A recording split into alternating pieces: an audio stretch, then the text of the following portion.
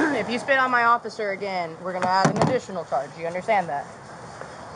Do you understand? Police brutality! Shut up. Did you eat too much watermelon last night? Is that what it is? The more you raise hell, the less we do for you. You're not going to see medical until we get you booked in. Do you want me to take you in water? I don't 10-4, I have contact. What's going on, my man? I'm looking at the United States Navy vet. I'm looking for those little mobility scooters. Okay. Hold on just a second, okay? Will you hold on? Enforcement? Yeah. Hold on just a second, okay? So, they're telling me that y'all had an incident in the back where you were being disorderly with people in the back of the store. No? Okay. What's your name, my man? Hank Blair Wittenberg. Hank Blair Wittenberg? Okay. Here, step over here for me real quick. I'm fine where I'm at. Okay. Appreciate it. 6-2 Central, 27 out of Texas. So what happened, man? I'm trying to get medicine. My toe is in bad shape. Okay. Come on. You want to see their it? way. You want to see my toe? 0-5 out of Texas. Do you want to see my toe? No, I'm okay. You're with Athens. Yes, sir. Athens, Clark Do you County. know Appling? It sounds familiar. She's in the jail. I don't know. So that would You be. know John Q. Williams. Yeah, he's the sheriff. That's right. For that would be. So I'm a. How long you been with him? About 2 years, but I'm a county, like a county police. I'm not a sheriff's deputy. So Y'all have so many different types of police here. We do. So you don't work for the sheriff's department? No, I work Clark County Police Department. There's such a thing. Yep. Clark So County Police. Is this Clark County? Yeah. This is not an incorporated area. No. It's not a city. No, I have jurisdiction in all of Clark County, though. Yeah, but is this a city at all? No, we're outside of the city limits, I believe. Oh, that's why you're here. What do you mean? Well, this is your jurisdiction. Central. Will you see if you can get the collar to meet me at the front? Are you wanting to take me to jail? No, I don't want to take anyone to jail. So basically, they called and said that you were being disorderly and you were throwing out like racial slurs and stuff like that. So I'm going to talk to them, see what they want to do, if they want to just have you leave, if they want to have you barred, and see what they want to do. Okay, and then I'm trying to get my medicine. My toe. I A understand. doctor told me that it may be amputated. Okay. Including the foot. Okay. Can I show you this? No, I don't care to Do see you it. trust me? It's okay. Do you trust me that what I'm telling you? I mean, I understand that your foot's probably hurt. No, it's Go not. ahead. There's a hole in it that big around. That sounds. United States Navy veteran. Did you serve? Clark County Police. Did you serve? No. Thank you for your service. I appreciate it. As a county police for 2 years. Yep. Well, just over 2. How old are you? 30 something. Okay, 32. you don't know how old you are. 51st Basic Peace Officer Academy, 1992. That's impressive. Is it impressive? Because you were in diapers at the very best. Probably, yeah. Were you born in 92? Yeah. You were in diapers. Yeah. Okay, young. Are we done? No, not yet. Well, let me leave. No, not yet. Take me to jail. No, not yet. United States Navy veteran, and don't you forget it. Okay. Hello. Oh, okay. Let's not go there, okay? If you don't like it, take me to jail. Take me to jail, bud. If you don't like it. What are you going to do? Okay. If you don't like it, I need take you me to to stop jail. being disorderly in public, please. Okay? Take me to jail. Let's take him for disorderly. Okay, we got kids in the store. Are you going to stop? I'm sitting here trying to get medicine for my toe that might be cut off. Okay. Well, you're screaming out racial slurs with a whole bunch of people around and kids. And what was that? I was talking to this. And I'm asking you, what did you just say to her? What did I say to you? You have no issue saying it, so go ahead and tell him what you said. I'll tell you right now, if you throw out another racial slur with people standing here, you're going to go to jail. So stop. Okay, come here. 1095.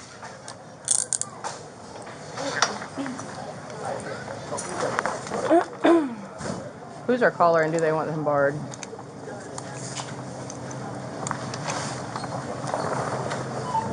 No, you're gonna stand right here. Are any of you authorized No. Are any of you authorized representatives of the store so you can bar somebody? I need one of you to do so, please. He just spit in my face. Oh, okay. On top of that,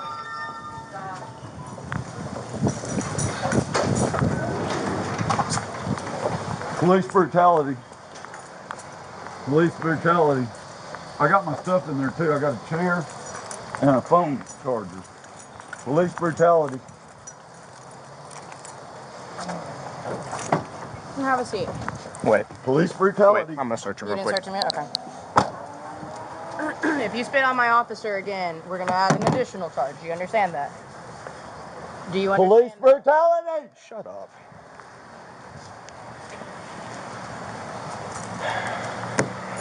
I just need one person to tell him that he's barred from the store and how long for. We recognize up to 2 years, so I need any representative to do that. So let me ask you real quick before I put you in the car. You got anything you shouldn't have shoved up your ass or anywhere else? Do you have an ID Perfect. for him?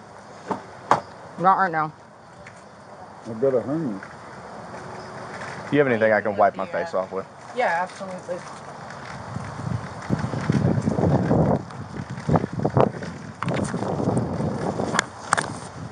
Do you have your ID with you? My ID. Okay, that's fine.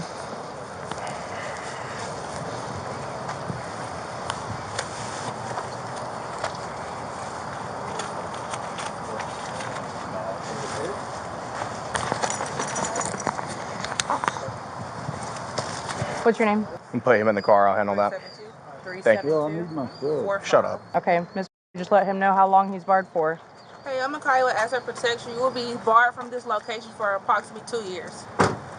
Thank you, ma'am.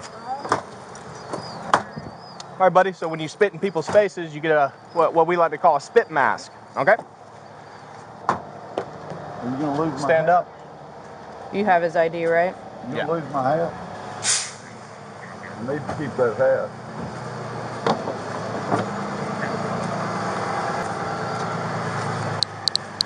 So this happens when you spit in people's faces, yeah? See, your nose is not covered. You can breathe. Sit down. Sit down.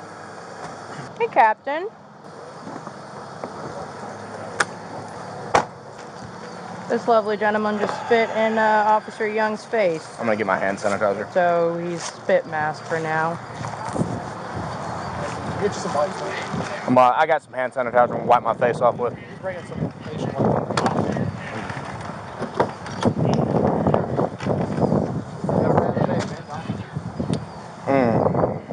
Does he have any other property that needs to go with him? There's a bag and a chair back there, but we don't know what's in the bag. Where in the store is it? Back to the electronics department. I'll go grab that. Yeah, that's fine. I just need to get him out of here. Yeah, if you will. We can log his stuff in property. That's what I was gonna say. I'll submit it into evidence for property. That's fine. It'll go into evidence. All right. Yeah, it went in my eye. Sorry about that, boss. It's all good. It happens. Thank you, my man.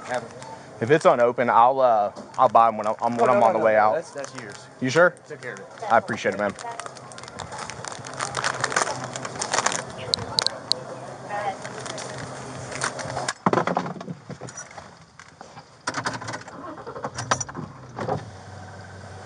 Hey, Shane. Hey, We're taking him. He just spit in Young's face, so he's going. I just want to get an eyeball of it. Yeah, you might look and see if you've dealt with him before. Everybody else has. This is the sixth call on him in a month. So, now I know what he looks like. Okay. See what he looks like too. Hey there. All right, we got him. Thank you, guys. All right, dude. Do I need a seatbelt on? Are you gonna spit on me? Hey, Rick. Hang tight. Will you come and help me seatbelt him in, please?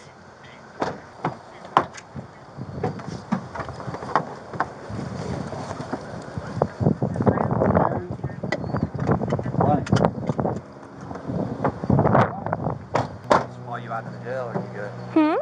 Are you guys wanting to talk to him? No. Really? Yeah, we just want to see who he was. Okay. Yeah, no, I think I'll be all right. Thank you. VA told me I have slight PTS. I don't like to think of it as a disorder, so I just call it post-traumatic stress. According to the United States Navy, I'm a weapon. I don't consider myself that, but I don't want to get anybody riled up either. They're very violent.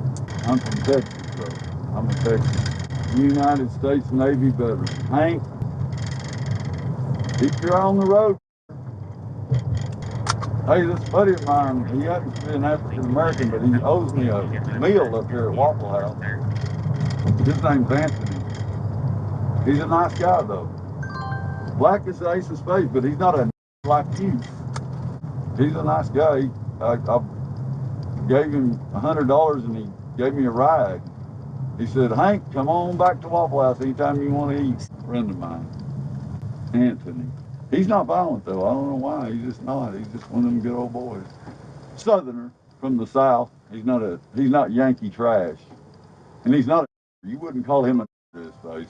Of course, he would give his name. But since you don't give your name, I can't call you by name, so I'm guessing you're just generic. Plain.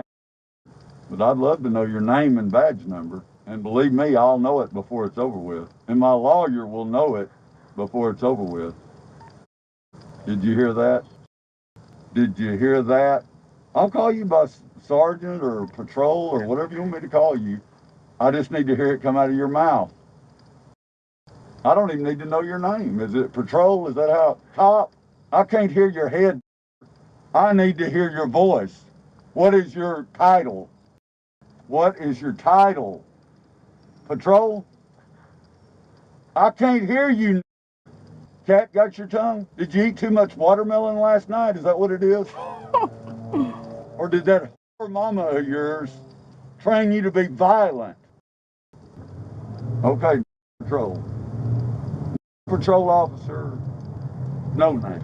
But for short, we'll just call you patrolman. Oh, I forgot, you're a woman. With no military experience. Yankee patrol officer. Trying to get Brian Kemp reelected. Oh, that other lady, what's her name? Oh, you're a Purdue gal. What's that lady's name? 6-5 Central, will you have a deputy meet me in the Sally Port, please? Probably be a good dang governor of Georgia if he could vote. But Kemp said they can't. He said, we're going to take our ballot boxes and we're going to let white people vote. And if you're from another state, a Yankee state in particular, you don't get no vote. Take it up with Brian Kemp, the governor of the state of Georgia, if you don't like it. I got one mail and I'm requesting somebody meet me in the Sally Port, please. Signal 35. Yeah, he's also spit on one of my officers already. Okay, take forward. Thank you. Oh, you must be a sergeant. How about that? I don't see any stripes, though. Well, all I see is blue. So I guess you're a patrol officer. Said, my officer, like you owned him. I've never known I own anything in the state of Georgia. It's a white man, but I guess you own him. I wouldn't doubt it a bit. Probably paid good money for him. How many gigolos have you had in your day? Is that a better word? That's not racial. 6-5 Central. Patrolman from Virginia, big fat. They bring a lot less than a white. Got $20 for a blowjob. How much do you charge? We got Hank Wittenberg. Hank Blair Whitlow. Enjoy. Dude, you missing me, buddy? Are you going to keep Appling away from me? Don't worry, Applin. He don't like me neither. Hands up on the Hands up on the Thank you kindly. There we go. Yep, that's it. You're welcome. regularly. Good though. I said I'm pretty good. Ask McAllister to get it. Ask McAllister. My good. I just want to know good. Please don't call like that, okay? Oh my God. He gave me all the trouble last time. Oh, he's been mouthy the entire time, the whole ride over. That was all time. all kind of Oh yeah, same. Apparently I'm. He seen me because he seen me when I left here. He was walking and I stopped. I said, "Oh, you still feel that way now that we're outside of the jail?" No, get away from me! Get away from me! No. Oh, I have been called all kinds of N-words. I was told that I was violent. Apparently, Cat got my tongue because I refused to answer him. And so he said, "I want to call you by your name, but I can't because you won't tell me your name. So I'll just call you the N-word." Well, all right then. They told me that I was violent. Said that my mom was a taught me how to. Oh, apparently I couldn't talk because I ate too much watermelon last night. Oh, hey. Lord. Yeah, he's been quite colorful today. I didn't believe it. Be real gentle. Hey, Athens. Not today. Don't worry about it. Huh? Oh, I'm talking to him. Do you want some watermelon? Hey. You want watermelon? Hey. Shut up! Shut your goddamn ass, Indiana! My God. Y'all gonna have to call EMS out here. I'm not taking him to the hospital. And she said, I'm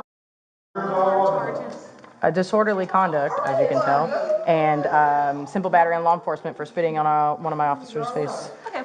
Oh, not that that's okay, but No, I mean, that's not okay. Were you enlisted? Were you enlisted? Hey. Deputy Ford, sir, is my name. Officer, hey, I want you to show the same respect that you show me. Yeah. Okay. I'll show them the same respect that I'm showing you. Would you like to get married? Well, I want to get married. I'm planning to get married soon, yes, sir. Are you getting married or what? Hope? A white man doesn't have you. White man. He must be a What's a white man? I don't know if you know this, though. It hurts my ears. Are you not Medicaid? You tell me. You're the nurse. You want to tell me? Oh, Lord. Copland's name. He's been long got out of jail. Copland's I'm sorry? He needs to be cleared. That's what I need. My medicines are out. Come back.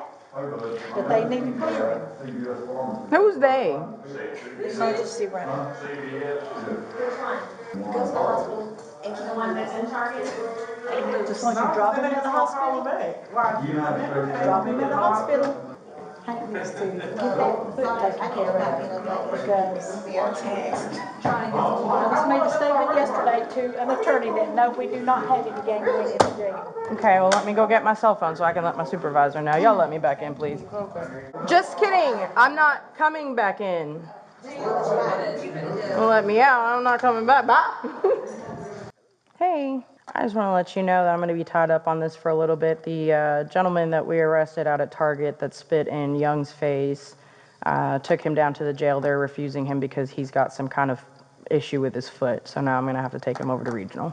Evidently, he's got a hole in his foot that apparently was there from the last time he was released from 600, but now he's got to get it cleared with regional before he can come back. Okay.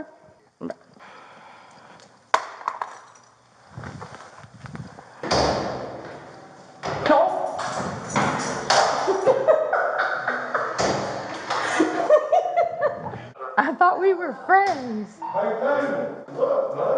Give about your foot. I give about your foot. We don't, till you. Yeah, I am. I don't need no backup. All that. But this is what I'm gonna tell you. The more you raise hell, the less we do for you. You're not gonna see medical till we get you booked in. Do you want me to tell you what? I don't give a what you say. Question. I don't answer You know what? Then guess what? Shut this door, leave it, you can go. Devin Bye. Holla at you. Devin, What? Can I go? Never mind. I'll come back and get cuffs later. You talk. Picture yourself walking down the aisle of your local grocery store or retail outlet. You have your kids with you, or maybe you're just grabbing a prescription after a long day at work. Suddenly, the air is shattered by screaming. Not a cry for help, but vitriol, hateful racial slurs being hurled at shoppers and staff alike. Your heart rate spikes. You look for security. You wonder, is this legal? Can someone just scream this stuff in public? We often hear the phrase freedom of speech thrown around as a shield for the most abhorrent behavior. But today, we are going to look at a case that draws a very sharp, very expensive line in the sand. We are going to examine what happens when an individual decides that their right to be loud supersedes everyone else's right to be safe, and what happens when that entitlement turns into physical assault on a police officer. On May 25th, 2022, in Athens, Georgia, officers responded to a Target store for a man who wasn't just causing a scene, he was terrorizing the employees. What follows is a masterclass in police patience, a textbook example of how racism is used as a weapon of intimidation, and a harsh lesson in the legal consequences of spitting on a badge. This video matters because it dismantles the myth that you can say whatever you want, wherever you want. It matters because it shows us the immense restraint required of modern police officers when faced with vile racial abuse. And it matters because, by the end of this analysis, you will understand exactly how a disorderly conduct ticket escalates into a violent felony charge. As we dive into this, I want you to ask yourself a difficult question. If you were the officer in this video, specifically the officer being targeted with racial slurs and bodily fluids, would you have been able to keep your hands to yourself? Before we dissect the legal mechanics, let's establish the timeline of what you've just watched. The incident takes place inside a Target in Athens, Clark County, Georgia. Officers are called to the scene regarding an older male, later identified as Hank Blair Wittenberg, who is reportedly yelling racial slurs at customers and staff near the pharmacy. When the primary officer arrives, the tone is deceptively calm. Wittenberg is sitting on a motorized scooter, appearing somewhat frail.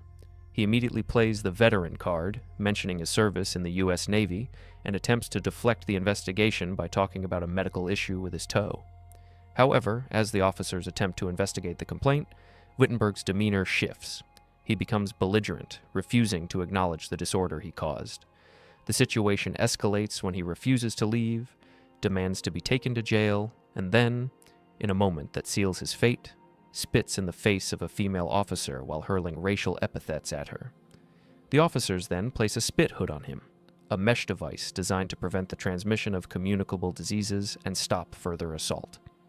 The video concludes with a transport to the jail, and subsequently the hospital, during which Wittenberg unleashes a torrent of racist abuse, calling the officer the N-word, making references to watermelon, and claiming police brutality despite being the aggressor. He is ultimately charged with disorderly conduct and simple battery on a law enforcement officer. But those words on a charge sheet don't capture the intensity of what happened. To understand that, we need to look at the law. One of the most common misconceptions in American society is the scope of the First Amendment. You will often hear suspects in these videos scream, "I have freedom of speech," as they are being handcuffed. Let's be crystal clear. The First Amendment protects you from the government persecuting you for your speech. It does not give you the right to stand on private property, like a Target store, and scream obscenities that disrupt business operations. In Georgia, as in most states, this behavior falls under disorderly conduct.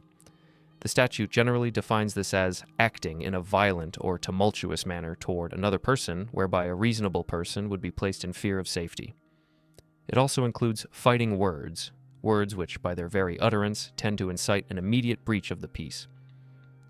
When Wittenberg stands in the pharmacy line shouting racial slurs at other customers, he is not exercising free speech, he is breaching the peace. Target is a private business. They have revoked his license to be there. Once he refuses to leave or stop the disruption, he is trespassing and acting disorderly. But the legal line is crossed from nuisance to violent criminal the moment he spits. In the eyes of the law, spitting on someone is battery.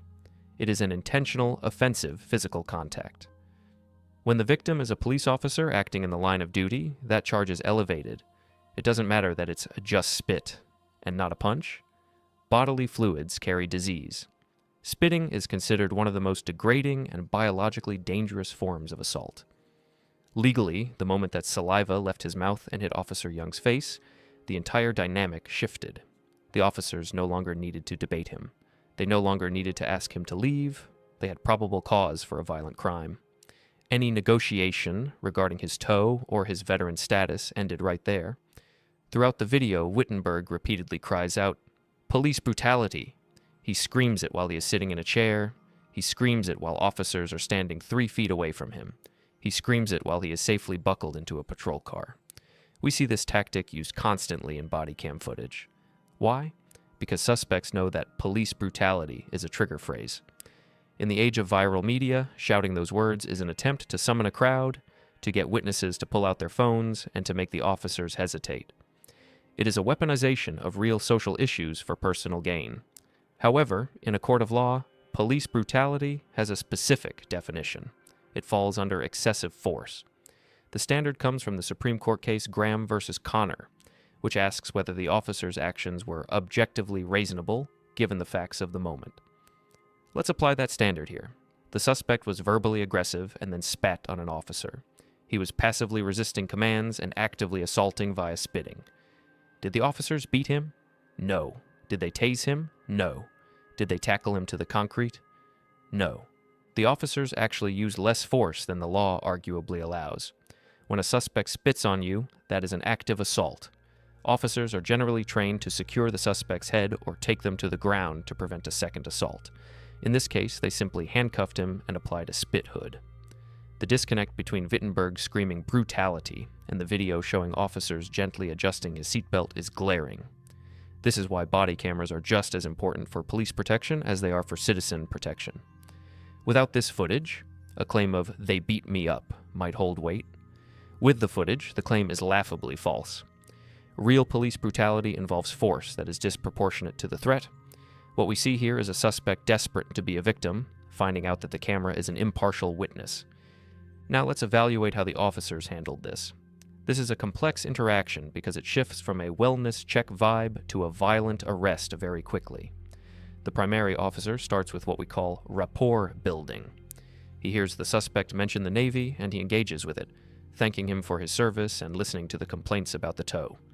This is good policing. He is trying to de-escalate. He is giving Wittenberg a chance to vent and leave voluntarily. If Wittenberg had simply said, "Okay, I'm leaving," he likely wouldn't have been arrested initially. The officer gave him an off-ramp.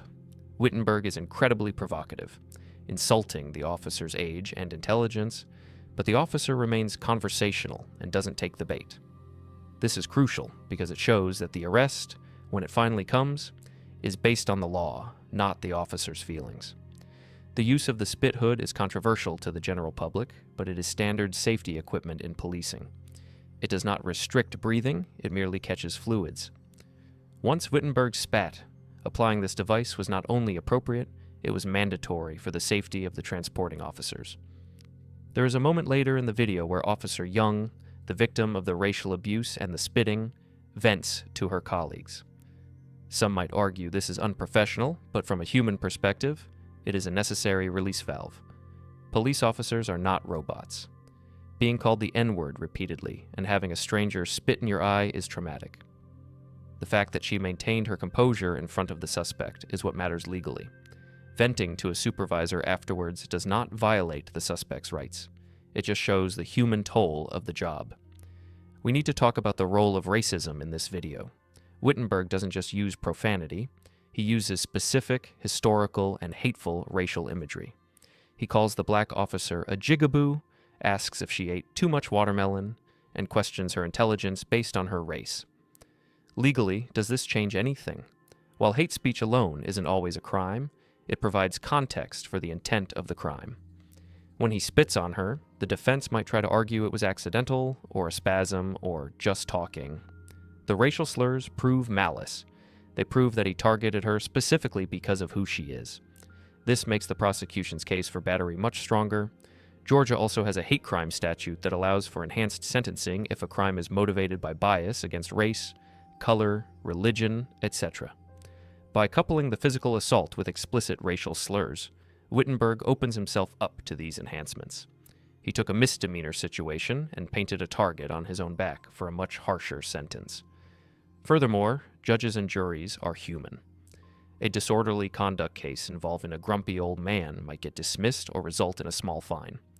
But when the evidence shows that same man calling a female officer the N-word, the reservoir of judicial leniency dries up instantly.